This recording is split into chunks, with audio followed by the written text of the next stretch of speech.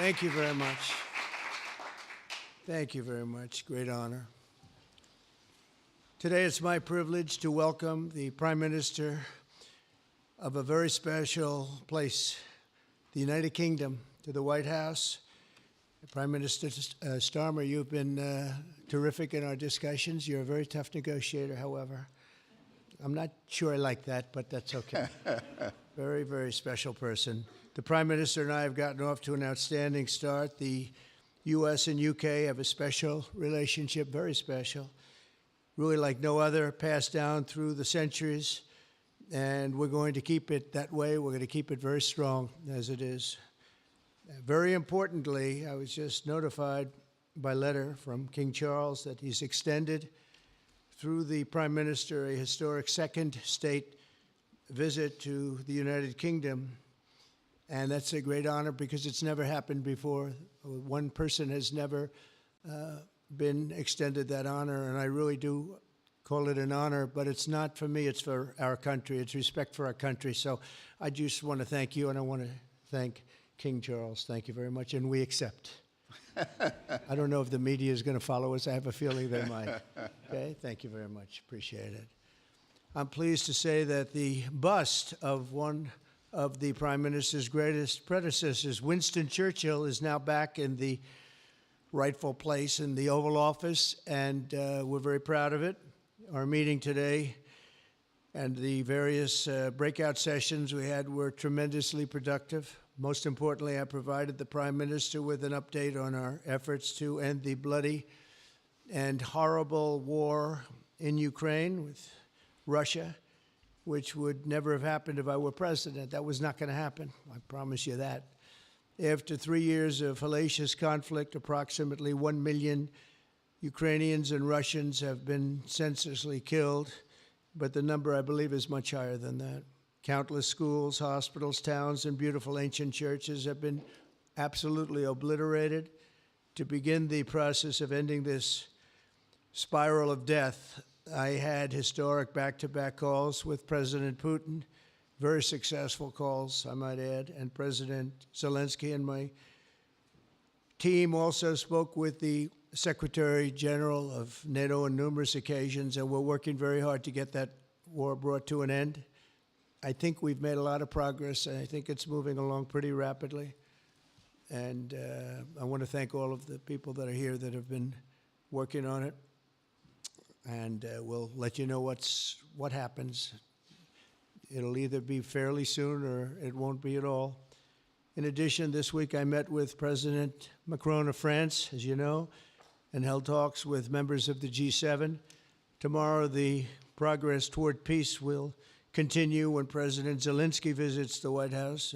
He'll be here tomorrow in the early part of the day, and we'll be signing a historic agreement that will make the United States a major partner in developing Ukraine's minerals and rare earths and oil and gases, and we have a great understanding. I think it's going to be great for Ukraine. We're going to be at the site, and we'll be digging. We'll be digging.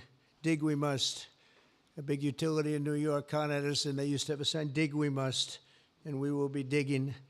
But much of the European aid to Ukraine has been sent in the form of loans for which they expect to be paid back, and we didn't have that honor under the Biden administration. He sent money, or just sent it, money after money after money, and never had any knowledge of ever seeing it back. Maybe $300 to $350 billion, but under the breakthrough agreement, very unusual, which everyone said was difficult to get, but it's really very good for Ukraine and very good for us. The American taxpayers will now effectively be reimbursed for the money and hundreds of billions of dollars poured into helping Ukraine defend itself, which by and of itself is a very worthy thing to do. We've paid far more than any other country, and with most of our support, it's been paid in military, the finest weapons anywhere in the world. This includes vast amounts of military hardware, ammunition, and various other things that we now have to start rebuilding our own stockpiles. Additionally, the minerals agreement will provide the basis for a more sustainable future relationship between the United States and Ukraine, and thus stimulate the long-term prosperity that will help the Ukrainians rebuild their country. It's been demolished, and the ruined infrastructure. The infrastructure, as you know, is in very bad shape. In just over 1 month, our administration has already achieved more progress toward peace than years in the other administration where they did nothing toward peace. They didn't understand what was happening. Our approach is basically common sense. As I said, so many of the things that we do are based on common sense. If you want peace, you have to talk, both sides. As I discussed with Prime Minister Starmer, the next step we're making is toward a very achievable ceasefire. We hope that that can happen quickly, because thousands of young people, in this case, we're not talking about Americans, we're talking about Ukrainians and Russians are being killed every week, thousands. And it's a rough battlefield. It's a flat piece of land, and the bullet only stops when it hits somebody. And this week, I saw the reports, and it's I don't even want to say what they are, but thousands of people, young, vibrant people died. And we want to stop that. Senseless. Should have never happened. This will lay the groundwork for a long-term peace agreement that will return stability to Eastern Europe and hopefully ensure that such a terrible war will never happen on European soil, or for that matter, anywhere again. It's a horrible thing that's going on. The disaster in Ukraine shows exactly why it's so important for the United Kingdom and other NATO partners to make large investments in their defense capabilities. In many cases, 4% or 5% of GDP would be appropriate. I know that they're raising it. I just read an article, a great article, about the work you're doing in the UK as to the military. You're raising it quite a bit, which is a great thing to do for your country. It's a great thing to do.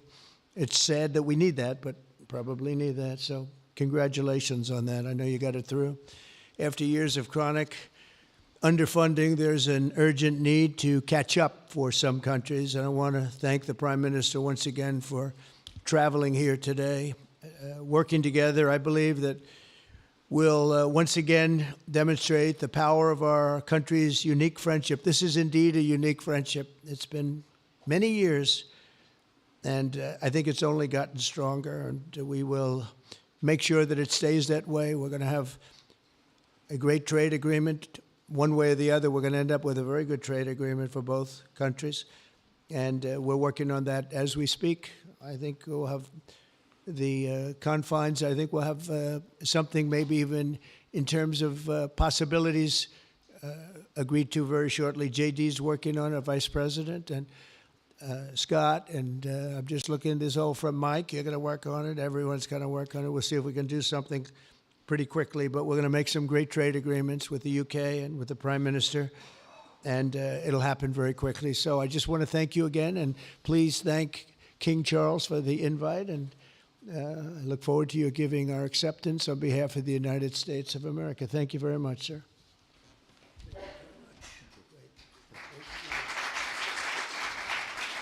Thank you. Well, thank you very much, Mr. President. Thank you for your hospitality. Thank you for your leadership. This has been a very good and very productive visit.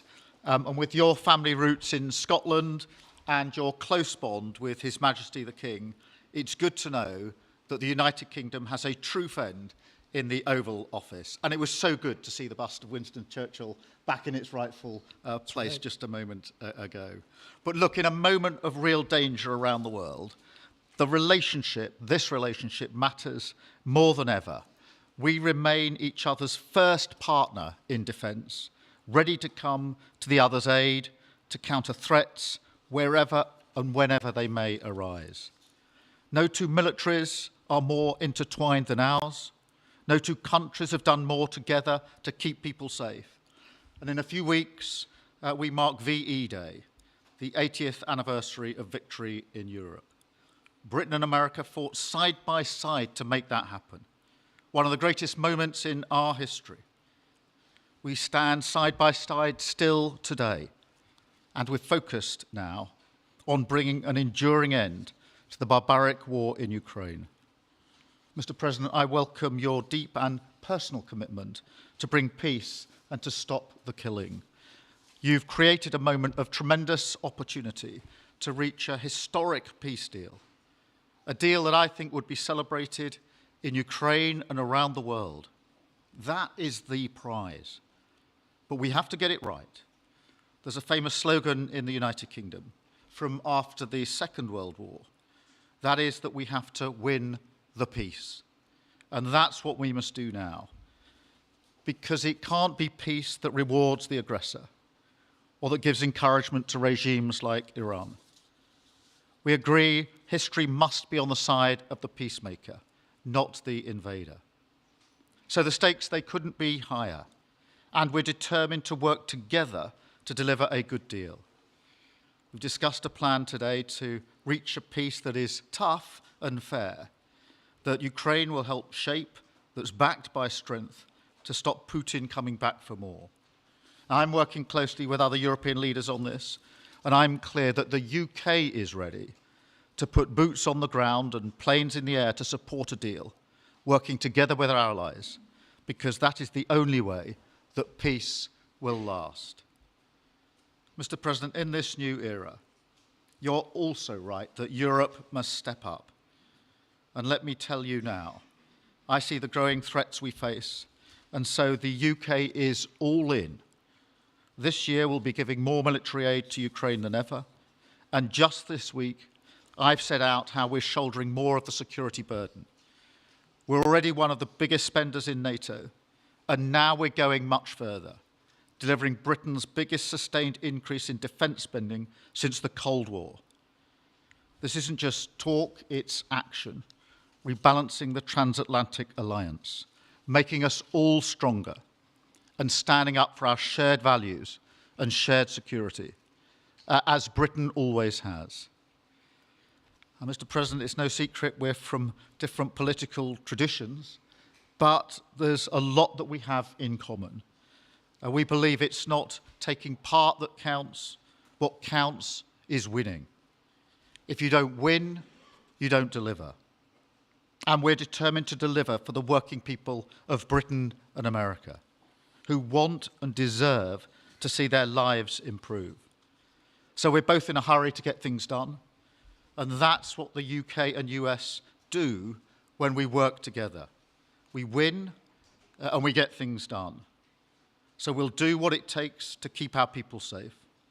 We'll also work together to deliver some big economic wins that can benefit us both. We have a $1.5 trillion invested in each other's economies, creating over 2.5 million jobs across both economies. Our trading relationship is not just strong, it's fair, balanced, and reciprocal. We're leaders together in so many areas, ranked 1 and 2 in the world as investment destinations, 1 and 2 for universities, 1 and 2 for Nobel Prizes, 1 and 2 in golf as well, by the way. And we're the only 2 Western countries with trillion-dollar tech sectors, leaders in AI. And look, we take a similar approach on this issue. Instead of over-regulating these new technologies, we're seizing the opportunities that they offer. So we've decided today to go further, to begin work on a new economic deal with advanced technology at its core. Look, our 2 nations together shaped the great technological innovations of the last century. We have a chance now to do the same for the 21st century. I mean, artificial intelligence could cure cancer. That could be a moonshot for our age. And that's how we'll keep delivering for our people. There are so many opportunities. Keep our nation strong and fulfill the promise of greatness that has always defined this relationship. Finally, to underline the importance of this bond, it was my privilege and honour to bring a letter with me today from His Majesty the King, not only sending his best wishes, but also inviting the President and the First Lady to make a state visit to the United Kingdom, an unprecedented second state visit. This has never happened before. It's so incredible, it will be historic. And I'm delighted that I can go back to His Majesty the King and tell him that President Trump has accepted the invitation. So thank you. Our teams will now work together to set a date, and we look forward to welcome you in the United Kingdom. Thank you once again. Thank you very much. What a beautiful accent. I would have been president 20 years ago if I had that accent. Thank you very much. Okay, let's see here. Go ahead, please. Thank you, Mr. President. Earlier today, you told me that you believe that foreign countries pay tariffs, but Americans who are concerned about higher prices believe, as most people do, that they're paid by consumers and importers when they import things into this country. Can you explain how you came to this belief that foreign governments are paying tariffs? And for the Prime Minister, did you discuss with President Trump his repeated statements of desire to annex Canada? And has the King expressed any concern over the President's apparent desire to remove one of his realms from his control? So I'll go ahead. The first part, the tariffs are necessary because we've been treated very unfairly by many, many countries, including our friends, friend and foe. But we've been treated very unfairly in trade at levels that nobody's really ever seen before, and especially under the Biden administration, they really took advantage of the United States. I put massive tariffs on China during my 4 years. We had the best economy in the history of our country. Probably the best economy, maybe the best economy in the history of the world. And I used tariffs to even things up. And in particular with China, we took in hundreds of billions of dollars and we had no inflation. And it's a myth. It's a myth that's put out there by foreign countries that really don't like paying tariffs, and especially to even up. So we've been treated badly by a lot. We're using tariffs. And I find, and you just have to look at the numbers, but I find that it's not about inflation, it's about fairness, and the inflation for us has not existed, and I don't think it's going to exist. We're going to bring our car industry back, we're going to bring our chips back, we're going to bring so many things back to our country, including pharmaceuticals and drugs, and the thing that's going to get us there is tariffs. And I say often, it's my favorite word in the dictionary, but I always preface that by saying now, because I got into a lot of trouble with the fake news where they say that's not good, so I say God, love, family, wife, they're all my favorite words, but tariff is about number 4 or 5 on the list. But I will tell you, it's going to make our country rich, and it's going to stop us from being a laughingstock all over the world, because we have been taken advantage of like no country has ever been taken advantage of. Thank you very much. And look, we had a really good discussion, a productive discussion, a good discussion, as a result of which our teams are now going to be working together on an economic deal. Our teams are going to be working together on security in Ukraine. You mentioned Canada. I think you're trying to find a divide between us that doesn't exist. We're the closest of nations, and we had very good discussions today, but we didn't discuss Canada. Thank you. Please. Go ahead. Go ahead, yes. Thank you. Hi, Natasha Clark from LBC. Mr. President, you've said you're working on a new trade deal with Britain, which we of course welcome. President Obama once said Britain was at the back of the queue for that trade deal. Where are we now? When do you think we're going to see that? And Prime Minister, the BBC has today admitted serious flaws over the recent Gaza coverage, suggestions of payments made to people linked to Hamas. Does the BBC still have your trust? Thank you. Well, they didn't do well with President Obama. He'd never got a lot of things done, and he didn't get a trade deal done that was of any importance or magnitude. We've had great discussions on trade, and I think we're going to have a deal done rather quickly as it can be done. We're going to have something, I think, rather quickly. We expect to do that. Okay? Please. On the BBC, look, I've been concerned about the programme in question. The Secretary of State had a meeting with the BBC. I think it was yesterday, could have been the day before. Thank you. Jeff, go ahead. Thank you, sir. Pardon me. Mr. President, do you support Article 5 of the NATO treaty? And are you concerned that it might be triggered if European peacekeeping forces end up in Ukraine? I support it. I don't think we're going to have any reason for it. I think we're going to have a very successful peace, and I think it's going to be a long-lasting peace. And I think it's going to happen hopefully quickly. If it doesn't happen quickly, it may not happen at all. And we want it for two reasons. Number one, I want to see on a humane basis, I want to see soldiers stop getting shot, because largely it's soldiers now. Towns have been obliterated, but it's largely that. And I don't want to pay billions and billions and billions of dollars, nor does the Prime Minister or anybody else, on a senseless war that should have never happened. And we're going to get it taken care of. But I think it's going to be a peace that's going to be long-lasting. Do you have a question for the Prime Minister? Thank you. Mr. Prime Minister, you were asking the President today about a backstop for Europe if the peacekeeping force ends up in Ukraine. Did you feel like you got a satisfying answer for yourself and for Europe? And Mr. President, if you want to comment on that as well, please do.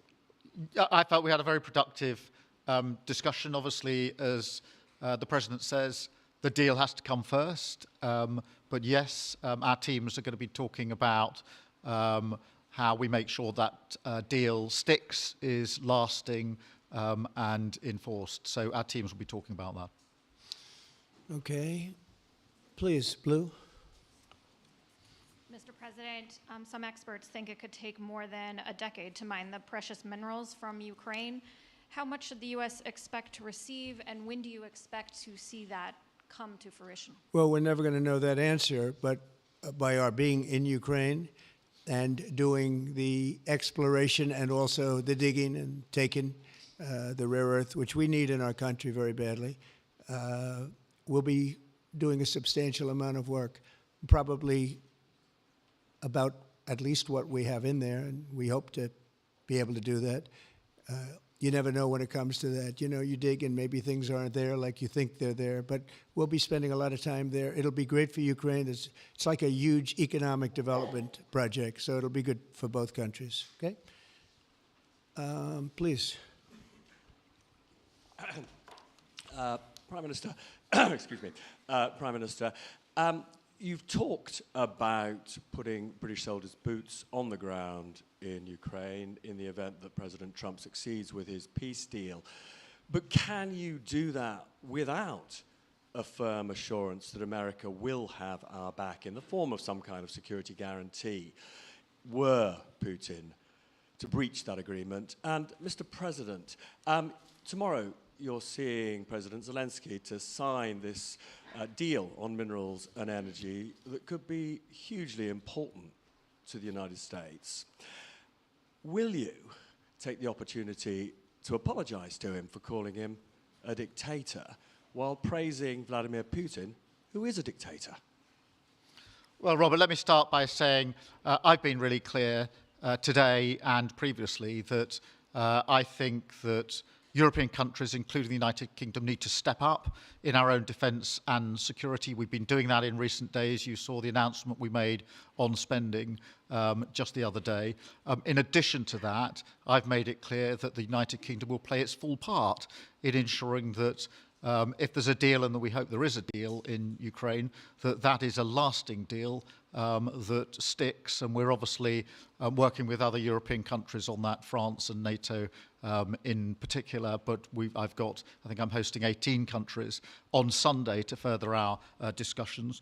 You heard from the President this morning that, you know, as historically has always been the case, we have each other's backs. And today we've been talking about the deal, how that will be a lasting deal. And coming out of this, our teams will now be talking in detail about that. And I think we're going to have a very good meeting tomorrow, 11 o'clock. And I think we're going to have a very good meeting tomorrow morning. We're going to get along really well, okay?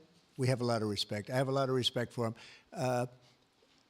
We've given them a lot of equipment and a lot of money, but they have fought very bravely, no matter how you figure it. They have really fought. Somebody has to use that equipment, and they have been very brave in that sense. Yeah, please, go ahead.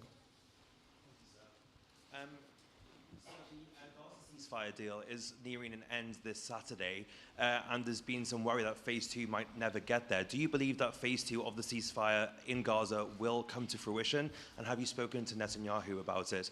And for the Prime Minister, this peacekeeping deal has been pushed forward by the UK and France as well. Have you been in discussions with any other European countries to join this initiative? And are you expecting Commonwealth countries to also join the effort? Thank you. So we're working very hard in the Middle East and Gaza and all of the problems, and it's been going on for years and years and centuries and centuries. It's a tough neighborhood, but it could be a very beautiful neighborhood, and I think we're going to come up with some pretty good solutions. But phase 1 is almost complete. We've had some people that have been very seriously injured, very seriously hurt, both physically and mentally. They've come out of there and some of them in very, very bad shape. It's shocking. Many young people aren't in bad shape. Young people are strong, healthy. They don't die. People have come out dead, young people and old people. It's a rough situation, but I think we're going to make it much better, and I think that we've had a huge impact on that since we've been in just the 4 weeks.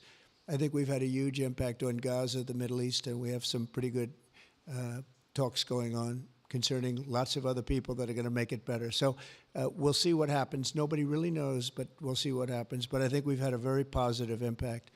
Prime Minister? Yeah, on the question of the European countries, yes, I've spoken to a number of countries, particularly in the last few weeks. We had a meeting in Paris last week. I've got a meeting on Sunday with 18 countries to further our discussions.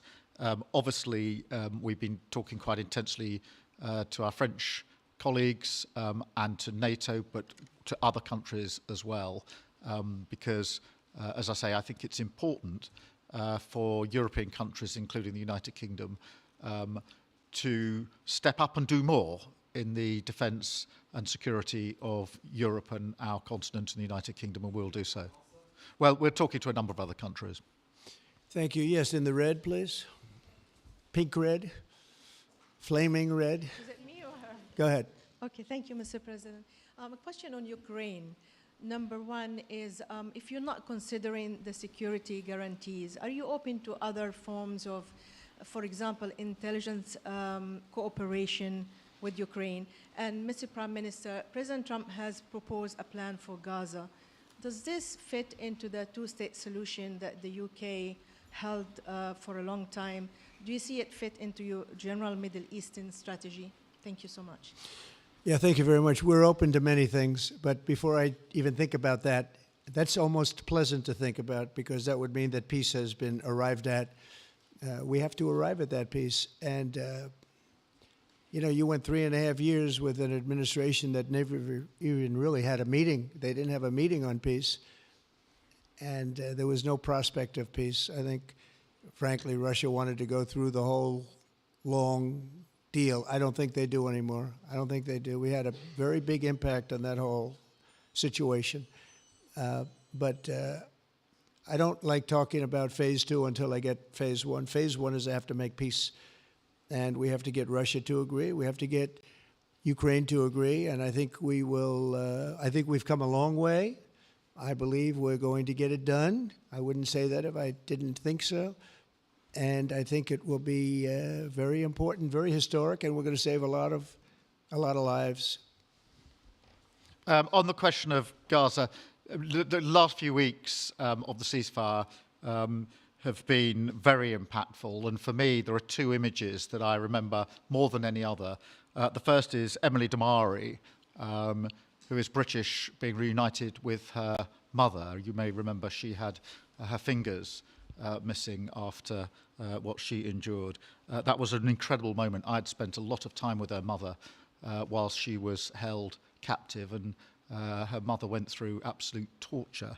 The other image was thousands of Palestinians marching through rubble, trying to return to their communities and their homes. So we have to do everything we can to ensure that the ceasefire continues, so that more hostages can be returned, so that aid can be brought in that's desperately needed.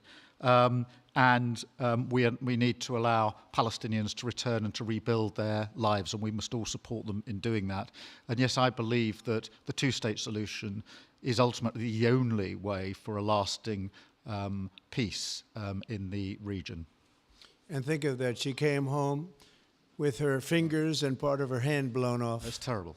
How bad does it get? And we had others that came home in much worse shape than that. Yeah. It's a terrible situation. Please, yes. Thank you. Mr. President, did our Prime Minister persuade you not to put tariffs on the UK? And if I may, Prime Minister, do you think that Vladimir Putin is a man who will keep his word? Thanks. He tried.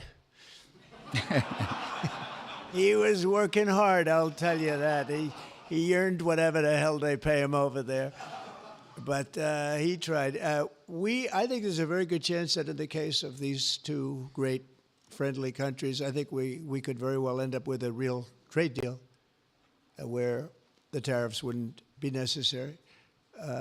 We'll see. But he earned whatever they pay him. He earned today. He was working hard at lunch, and I'm very receptive to it. I think in all fairness, in all seriousness, I think we have a very good chance at arriving at a very good deal. JD and Scott and Howard, all the people are working on it, and I think we have a good chance at arriving at a deal that could be terrific, really terrific for both countries. Okay?